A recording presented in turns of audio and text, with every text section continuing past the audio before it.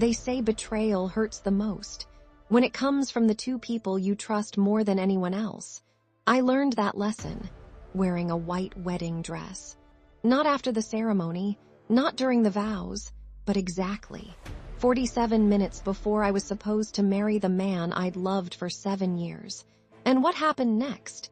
Destroyed 3 lives, created one impossible secret, and turned a perfect wedding into the biggest scandal our town had ever seen. Because my fiancé didn't just leave me, he married my best friend. But neither of them knew someone unexpected was already on the way to the church. And when those doors finally opened, every smile in that room disappeared. My name is Lily Carter. Until that morning, I believed I had the perfect life. I was 28 years old. I worked as an architect. I had my dream apartment, amazing parents, friends who felt like family, and a fiancé everyone envied. His name was Ethan Brooks. Kind, successful, funny. The kind of man strangers described as too good to be true. Looking back now, maybe they were right, because nobody that perfect stays perfect forever. The morning of my wedding, I woke up smiling. Sunlight poured through the hotel curtains. Outside, the birds were singing. Inside, my phone was exploding with messages. Congratulations, heart emojis, wedding selfies, good luck wishes. Everything felt perfect. My maid of honor burst into my room carrying coffee. Soon to be Mrs. Brooks, she laughed. I laughed too, because nothing felt capable of ruining that day. Nothing, or so I thought. Then, my best friend arrived. Her name was Sophie. We'd known each other since kindergarten. We'd survived high school together, college together, breakups, family problems, everything. She was more like a sister than a friend. When Ethan proposed, she cried harder than I did. She insisted on planning every detail of the wedding. She said, "This day has to be perfect." I hugged her. "I couldn't have done any of this without you." For a brief second, her smile disappeared, just for a second. Then it came back. I ignored it. I wish I hadn't. The bridal suite became chaotic. Hairstylists, makeup artists, photographers, flowers everywhere. Laughter echoed through every room. Everyone looked happy, except Ethan. I noticed it during our first look photos. He smiled for the camera. But the moment the photographer looked away, his face changed.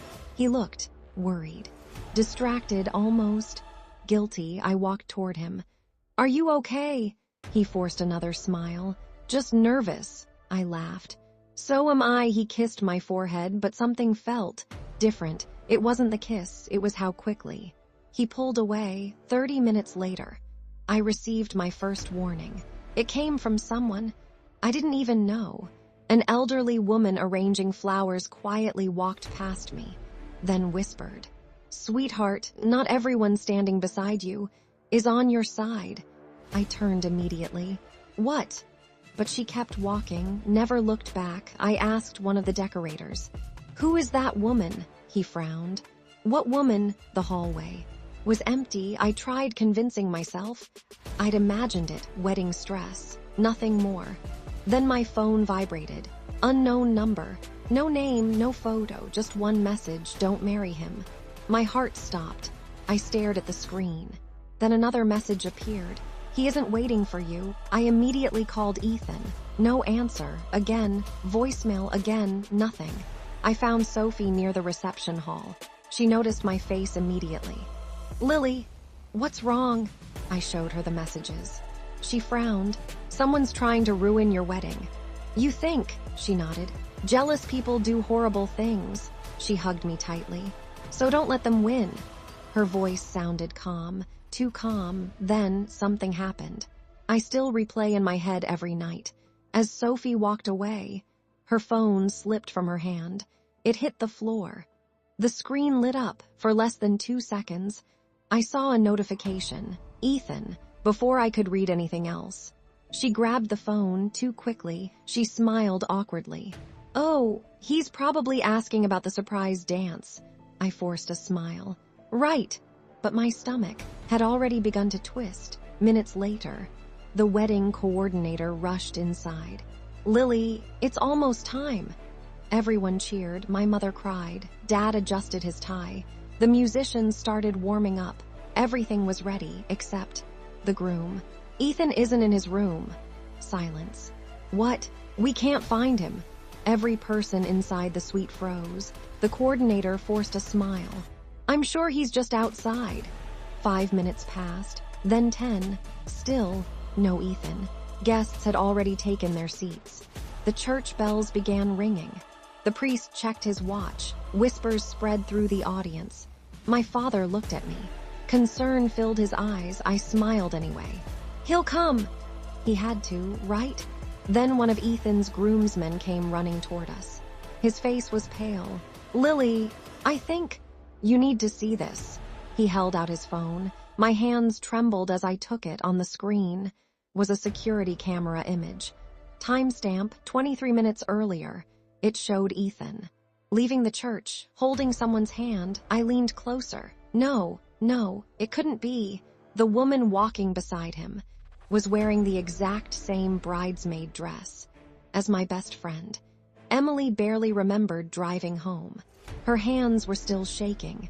Her fiancé, the man she'd loved for 5 years, had proposed to her younger sister on her birthday in front of everyone. Her apartment felt painfully quiet. She dropped her purse beside the door and collapsed onto the couch. Her phone buzzed. "Mom," she ignored it. Another call, "Dad," ignored, then Sarah. Emily stared at the screen. Her sister. The same sister now wearing the engagement ring that should have been hers. She declined the call. A second later, a text arrived. "Please answer, it's not what you think." Emily laughed bitterly. "Not what I think." I watched him kneel. "I watched you say yes. What exactly was I supposed to misunderstand?" She threw the phone across the room. The next morning, social media exploded. Emily's birthday photos filled everyone's feeds. But something was different. No one posted pictures of her. Every photo showed only 2 people, Ryan and Sarah. Caption after caption appeared. "Congratulations, perfect couple, finally together, soulmates." Emily felt sick. 5 years, erased overnight. At work, things became even worse. Coworkers whispered the moment she walked inside. One woman looked genuinely confused. "I thought Ryan was your fiancé." Emily forced a smile. "He was." Silence.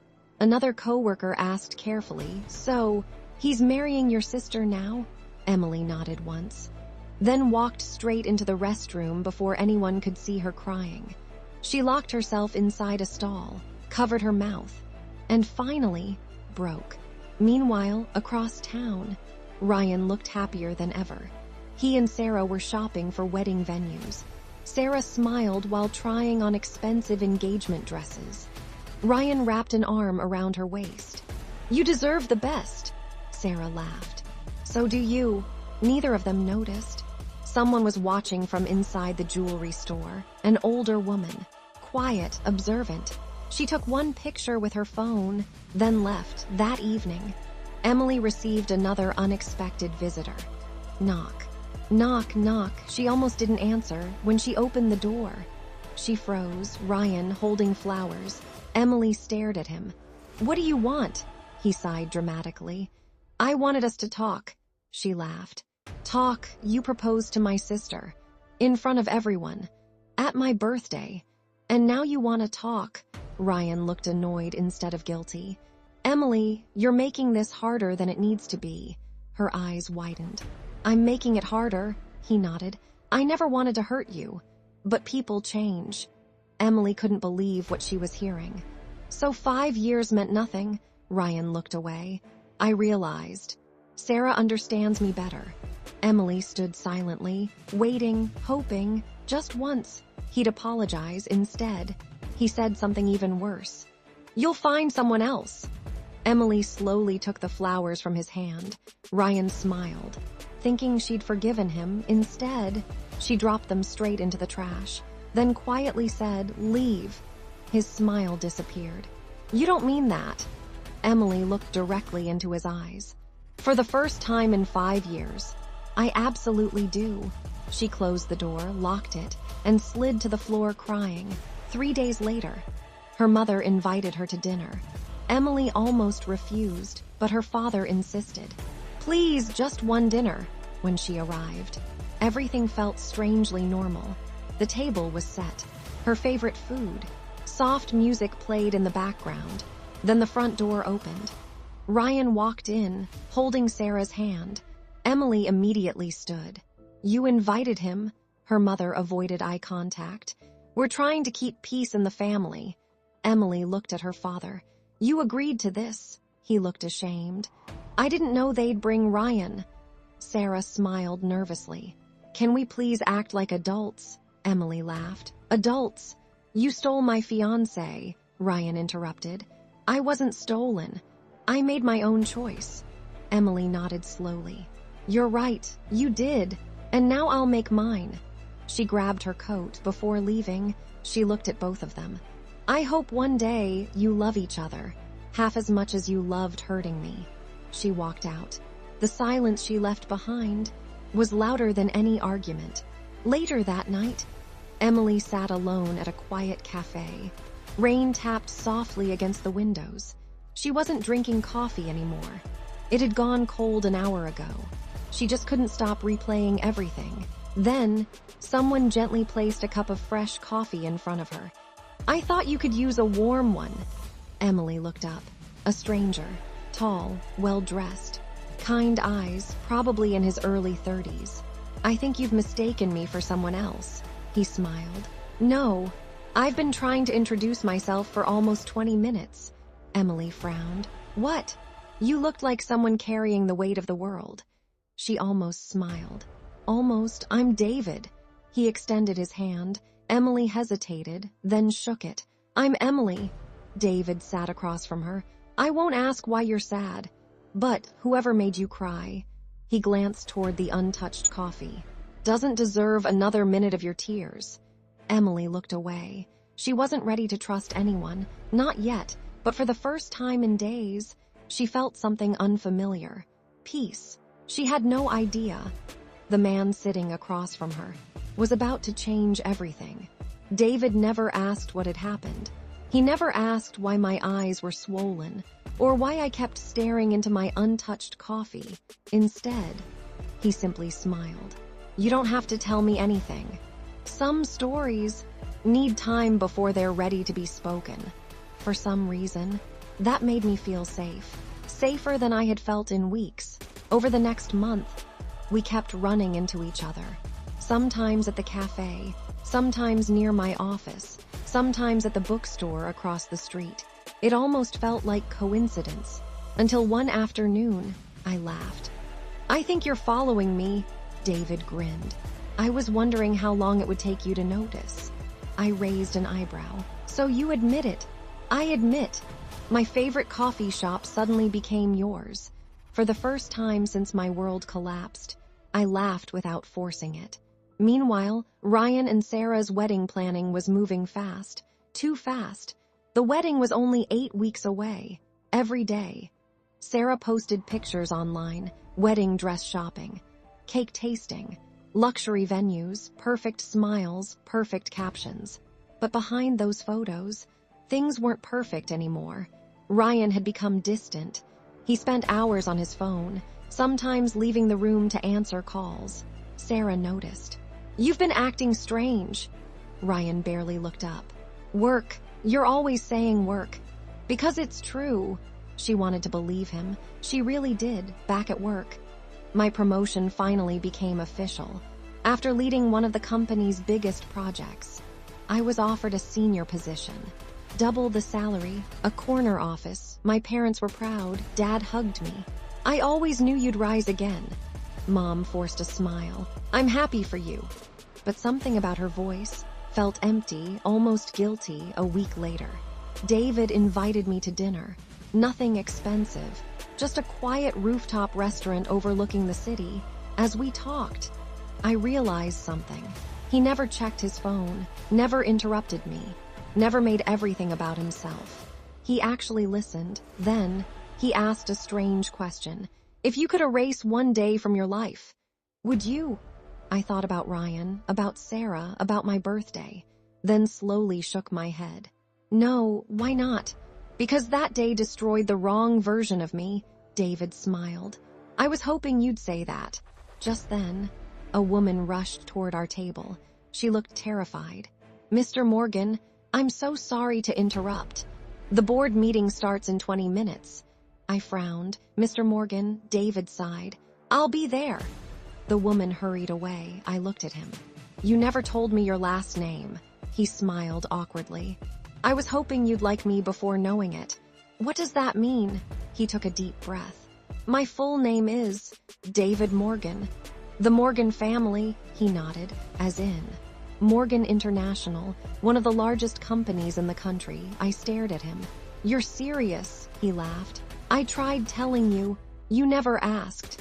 So, you're a billionaire, he shrugged. My accountant says yes. I couldn't stop laughing. You hid that. I wanted someone to know me before knowing my money. His words hit me harder than he realized, because I knew exactly what it felt like to be judged by appearances.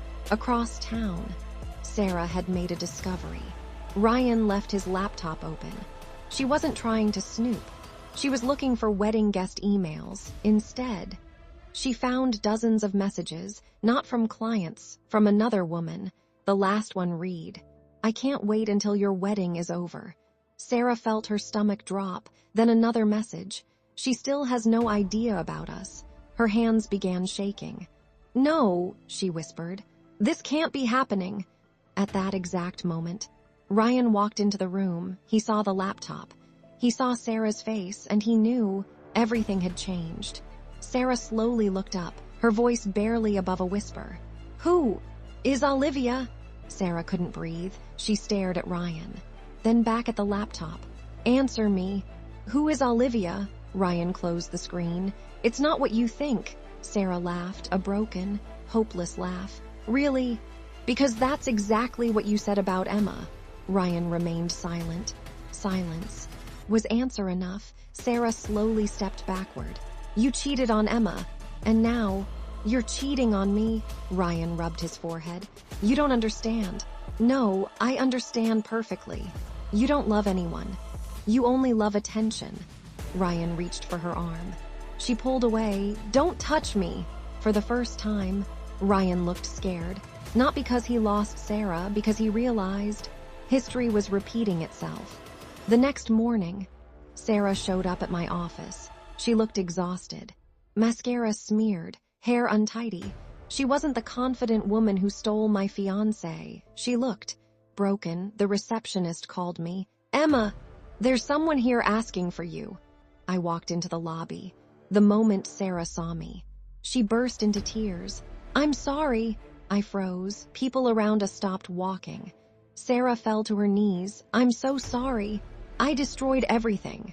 I looked down at her. For months, I had imagined this moment. I thought I'd feel victorious. Satisfied instead, I felt nothing. She kept crying. I thought if Ryan chose me, it meant I was better than you. I was wrong, I quietly answered. It never had anything to do with me. It had everything to do with him. She looked up. He cheated. I nodded. I'm not surprised. She wiped her tears. Can you ever forgive me? I stayed silent for several seconds, then finally spoke. I forgive you. Her eyes widened. But that doesn't mean I trust you. Those are two different things. Sarah slowly nodded. I understand. She stood, then walked away for the first time. She looked completely alone. That evening, David found me sitting by the river. You forgave her. How did you know? He smiled. Because that's the kind of person you are. I skipped a stone across the water.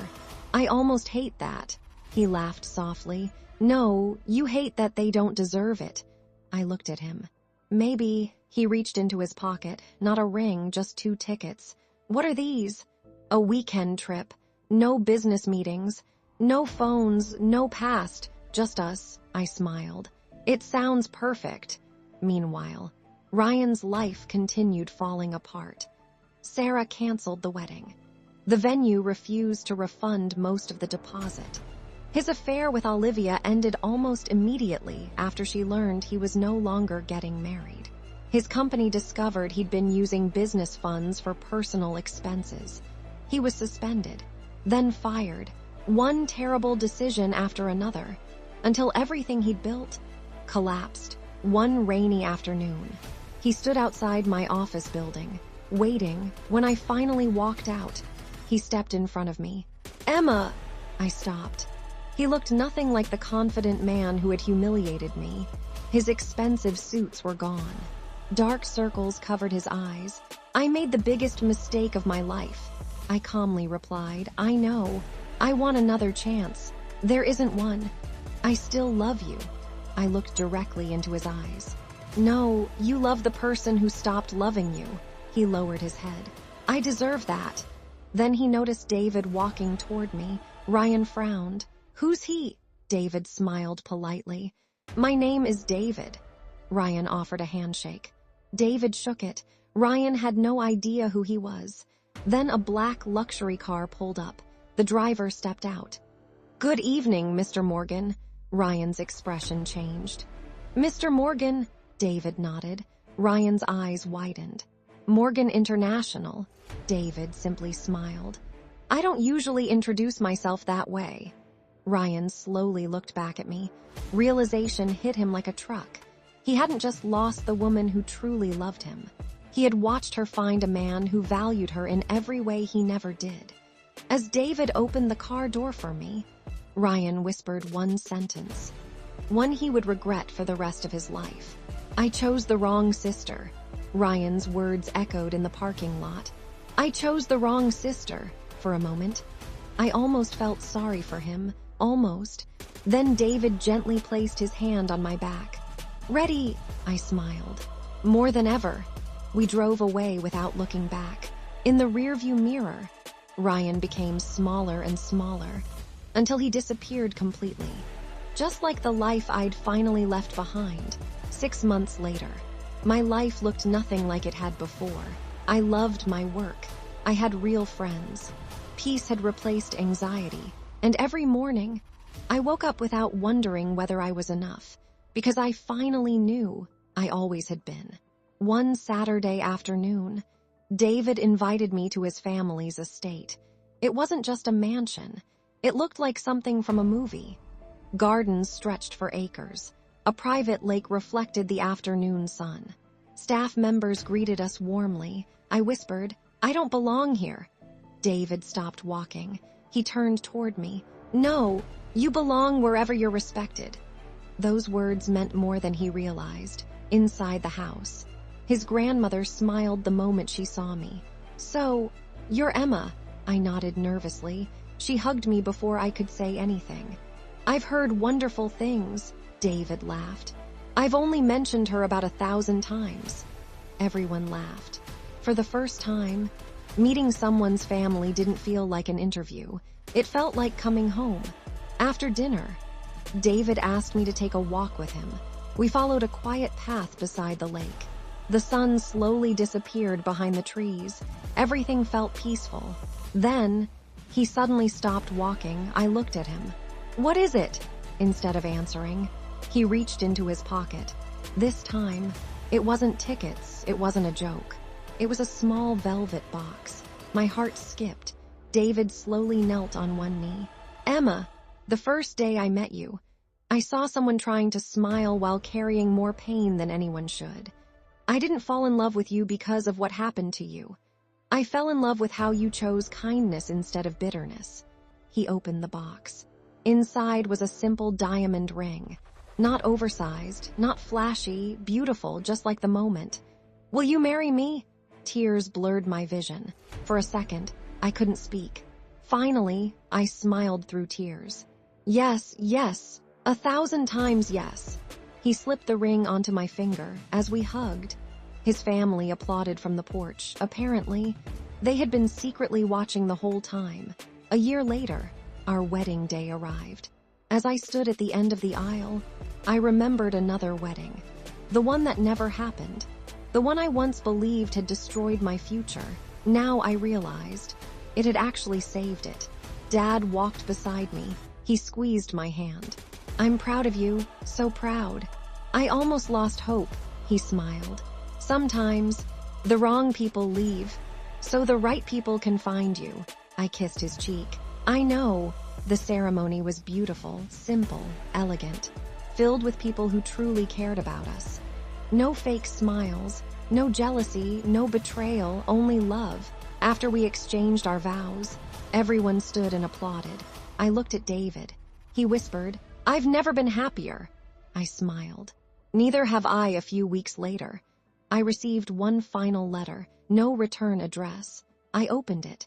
Inside was a single page. It was from Sarah. Emma, I'm leaving the city to start over. I don't expect forgiveness anymore because you've already given me more kindness than I deserved. You once told me forgiveness and trust are different things. I'll spend the rest of my life becoming someone worthy of both. Thank you for teaching me that stealing someone's happiness never creates your own.